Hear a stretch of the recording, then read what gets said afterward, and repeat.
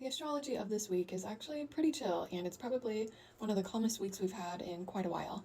We started the week off coming out of this new moon in Taurus, and it was grounding and comforting and soothing in all the right ways. If you haven't set your new moon intentions yet, then I highly recommend doing that now. And then earlier today, on Wednesday, April 30th, Venus, that planet of values and desires and relationships, re-ingressed into Aries. And Venus actually transited Aries earlier this year from February 4th through March 27th before, retrograding back into Pisces. As Venus transits Aries this time, it's almost like this time around we're more sure of our wants and our needs, and we're not afraid to ask for exactly what it is that we want. Now, it might take a little bit of time for us to kind of build up that momentum and build that confidence and boldness, because on Friday, May 2nd, Venus forms a conjunction with Neptune. Now, this is the third conjunction that Venus has formed with Neptune over the last few months, but the first two conjunctions were in Pisces, and so this is the first conjunction happening in Aries. So, we might not be as crystal clear of those things that we want and desire and need on Friday.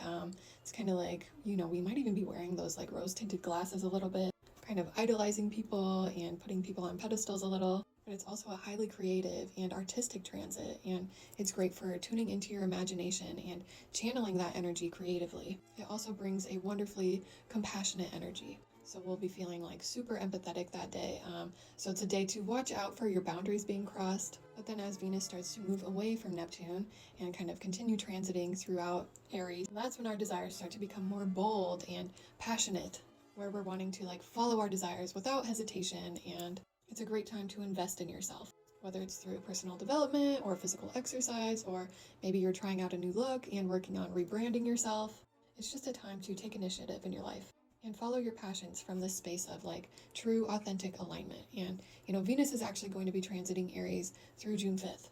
So we've got plenty of time to warm up to the energy.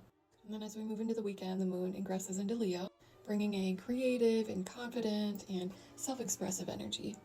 And then on Sunday, Pluto, that planet of transformation and regeneration and death and rebirth, stations retrograde. Now, Pluto spends about half the year retrograde, so it's not like this is going to be a super noticeable transit in our daily lives. We might just kind of notice that we have these more internal transformations happening over the next 5 months. It really signals a time of deep internal transformation. And then that can ripple out into the collective because, keep in mind that true revolution starts with yourself. And that's really all there is to the astrology of this week. So really kind of take in the calm energy and take advantage of it. And, this is actually a good week to do your hobbies and stuff. And yeah, see you next week.